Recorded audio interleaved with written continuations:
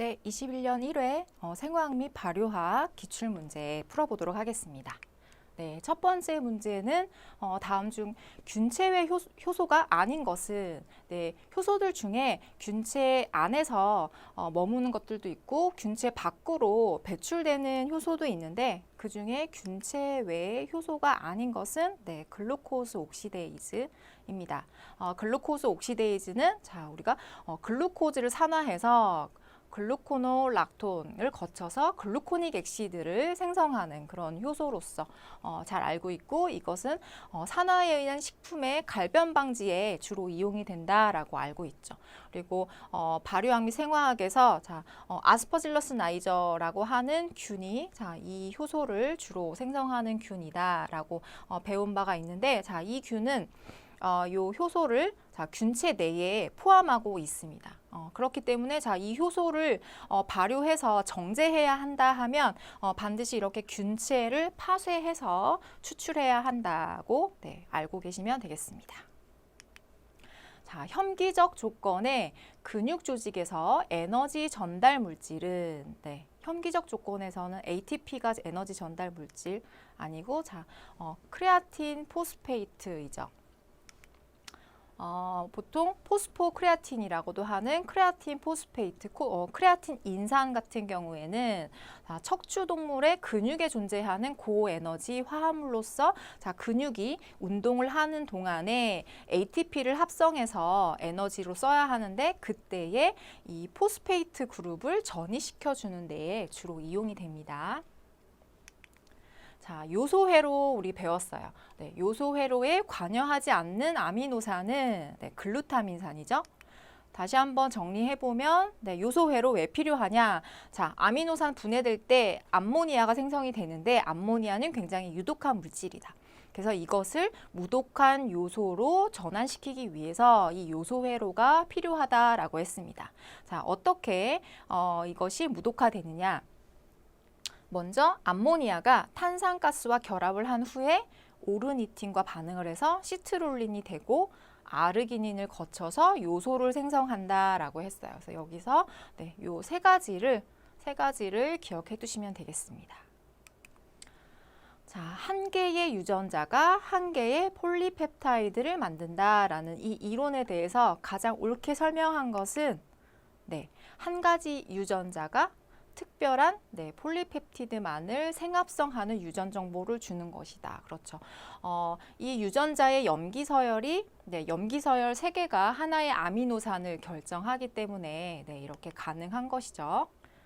비탄수화물 원으로부터 포도당 혹은 글리코겐이 생합성되는 과정은 이 설명에서도 알 수 있듯이 글루코네오제네시스죠. 포도당을 생합성하는 과정이고, 일반적으로 이 당신생 과정이라고 하죠. 당신생 과정은 다른 아미노산이나 글리세롤, 피루부산, 젖산 이런 것들, 그러니까 비탄수화물로부터 포도당을 합성하는 그런 과정입니다. 효모 배양 시 효모의 최고 수득량을 얻는 당의 공급 방식은 요거는 상식적으로도 생각할 수 있을 것 같은데요. 효모의 당 동화 비율과 같은 비율로 공급해 주는 것이 가장 좋습니다.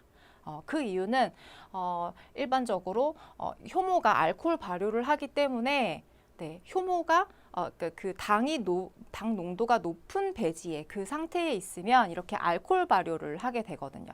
그러면 상대적으로 효모의 균체의 수득량이 줄어듭니다.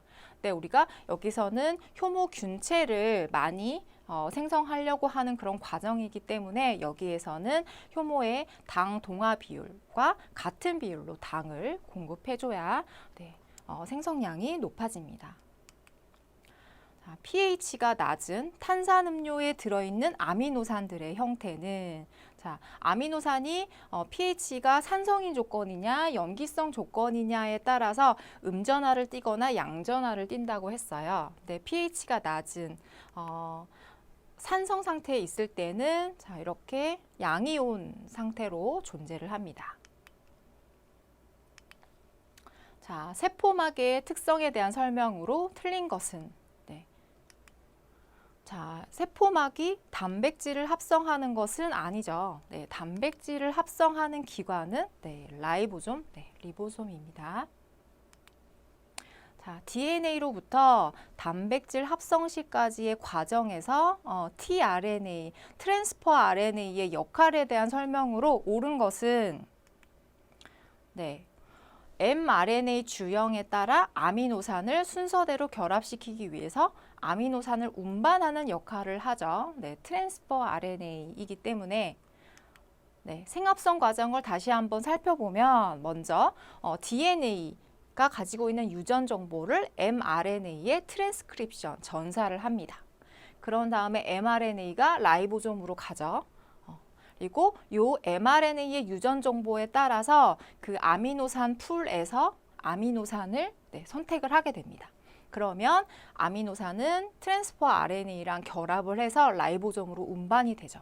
그러면 운반된 아미노산이 차례차례로 펩타이드 결합을 하게 돼서 이렇게 최종적으로 폴리펩타이드 사슬을 형성하게 됩니다. 자, 1차 대사산물을 높은 효율로 얻기 위한 방법 중에서 그 기작이 다른 것은, 자, 우리 발효공학에서 대사산물 생성을 하는데, 자, 요 4가지 것들 중에서 기작이 다른 것은 세포막 투과성의 계량 이용이죠. 그러니까 발효공학 부분에서 대사를 제어해서 발효하는 방법의 종류로, 자, 첫 번째 환경 조건에 의한 발효의 전환 제어가 있었고요. 두 번째 세포막 투과성에 의한 조절 방법이 있었어요. 그리고 세 번째는 변이주에 의한 대사 조절 방법으로서 그 변이주는 뭐가 있냐? 영양 요구 변이주, 아날로그 내성 변이주, 그리고 피드백 내성 변이주, 이러한 종류들이 있었습니다. 자, 여기 또 tRNA에 대한 내용이 나왔네요. tRNA에 대한 설명으로 틀린 것은 코돈을 가지고 있어서 rRNA와 결합한다라는 내용이 아니죠. tRNA 같은 경우에는 mRNA가 가지고 있는 그 코돈의 상보적인 염기서열인 안티코돈을 가지고 있습니다. 그래서 mRNA에 해당 아미노산을 운반해주는 RNA이고요. 자, 그때 tRNA를 설명할 때 그림으로서 잠깐 설명을 했었는데, 자, 이렇게 클로버 모양으로 생겼고, 여기에 안티코돈 염기 서열을 가지고 있고, 여기에 아미노산이 붙는 이런 구조로 되어 있다고 했죠.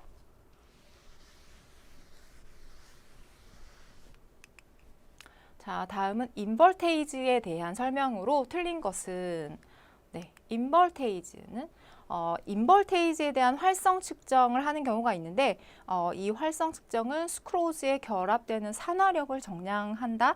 요 내용이 틀린 내용인데요. 인버테이즈는 그 설탕을 과당과 포도당으로 바꿔주는, 그러니까 그 결합을 끊어주는 효소죠. 그래서 인버테이즈 활성 측정을 할 때에는, 자, 이렇게 인버테이즈를 가지고 있는 효소액에다가 버퍼를 넣고 수크로즈 용액을 넣습니다. 그래서 온도를 높여줘서 반응을 시켜준 다음에 그때에 생성된 이 환원당을 정량해주면 됩니다. 자, 주정 발효 시 술밑의 젖산균으로 사용이 되는 것은, 알코올 발효할 때 술 밑에 젖산균으로 이용되는 것은 일반적으로, 자, 락토바실러스 델브레키라는 그런 종류고요. 자, 어떠한 역할을 하느냐? 자, 알코올 발효를 할 때 좀 pH를 낮추어주는 역할을 합니다. 그래서 유해균이 증식하지 못하도록 이렇게 해서 술 밑에 접종해주는 일반적인 균입니다. 자, 당밀 원료로 주정을 제조할 때의 발효법인 힐덴브란트 에르버법이라고 해서 이게 투 스테이지 메서드라고 하기도 하는데요. 이 방법의 특징이 아닌 것은 무엇이냐?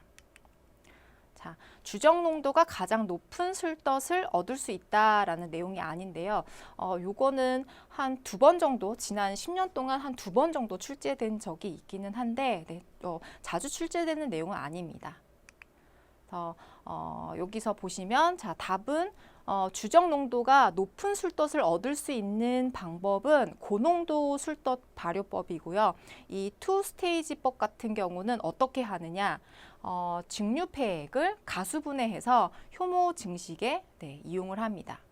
그러니까 여기서 다른 점은 일반적으로는 주정 증류폐액을 원심 분리해서 그 침전된 효모를 사료로 이용하는 반면에 여기서는 증류를 하고 남은 그 폐액을 가수분해해서 다시 효모 증식에 이용을 한다라는 그래서 투 스테이지법이라고 되어 있고요. 그래서 여기에서는 가장 주정 농도가 높은 술덫을 얻을 수 있는 발효법은 말 그대로 고농도 술덫 발효법이다라고 알아두시면 되겠습니다. 자, TCA 회로에서 생성되는 유기산이 아닌 것은 우리 TCA 회로 기억나시나요? 굉장히 복잡한 여러 가지 유기산들이 존재했었는데 그 안에 렉틱 액시드는 없었어요. 렉틱 액시드는 TCA 사이클의 중간 생성물이 아닙니다. 자, 조효소로 사용이 되면서 산화 환원 반응에 관여하는 비타민으로만 짝지어진 것은 우리가 여러 가지 비타민들 별로 어떠한 조효소 역할을 하는지 우리가 표로서 정리했었는데 자, 산화환원 반응에 관여하는 비타민은 리보플라빈과 니코틴산이고요. 자, 어떻게 관여하냐? 리보플라빈 같은 경우 FMN이나 FAD 형태로서 탈수소 효소, 그리고 산화 효소, 환원 효소의 조효소로서 작용한다. 그다음 나이아신은 NAD나 NADP의 형태로 이렇게 탈수소 효소의 조효소로서 작용을 합니다. 지방간의 예방 인자이며 생체 내에서는 세린과 에탄올 아민으로부터 합성되는 비타민 B 복합체는 이것도 좀 난이도를 높이기 위해서 이런 문제 나온 것 같은데요. 자, 우리 여기서 한번 풀이를 해보면 콜린이 해당이 되고요. 콜린은 비타민 B 복합체의 한 종류입니다. 그리고 보통 레시틴과 같은 인지질, 인지질의 구성 성분으로서 그러니까 항지간 인자라고 하는 것이 그러니까 지방간을 좀 막아줄 수 있는 그런 팩터라는 뜻입니다. 그래서 콜린이 여기서 정답입니다. 자, 1몰의 포도당으로 생성하는 알코올의 이론적인 수득량을 퍼센트로 나타낸다면 우리 그 발효공학 부분에서 알코올 발효할 때 전분을 원료로 해서 알코올 발효하는 경우 그리고 포도당을 이용해서 알코올 발효하는 경우에 수득량을 분자량을 대입을 해서 봤었죠. 여기서 포도당을 원료로 해서 봤을 때는 51.1%였고요. 계산해보면 포도당은 두 분자의 에탄올을 생성을 하고 각각의 분자량이 이렇게 되기 때문에 1000을 기준으로 해서 계산을 해보면 수득량은 51.1%. 이거는 이론적인 수득량이고 실제로는 곱하기 0.95를 해주게 되면 한 49% 정도가 된다고 했었습니다. 자, 미생물 발효의 배양 형식 중 운전 조작 방법에 따른 분류에 해당되지 않는 것은 여기 운전 조작 방법이에요. 그러니까 여기서는 액체 배양 그리고 고체 배양 같은 것들은 아니겠죠. 자, 이렇게 회분 배양, 유가 배양, 연속 배양 이렇게 분류하는 방법은 배양 장치에 공급하는 방식에 따른 것이고 액체 배양과 고체 배양으로 분류하는 것은 배지의 물성에 따라서 분류하는 방법입니다. 자, 마지막 문제네요. 주정 발효의 원료로서 일반적으로는 포도당이나 전분을 이용하는데 돼지 감자에 들어있는 이눌린을 이용한다고 했어요. 그때에는 어떻게 처리를 해야 하냐? 액화할 때에 이눌린 가수분해 효소를 처리해야 하겠죠. 이눌린 가수분해 효소를 이눌린에다가 처리를 하게 되면 이렇게 프룩토즈를 생성할 수 있습니다. 이렇게 해서 마지막 문제, 생화학 및 발효학 마지막 문제까지 학습했습니다.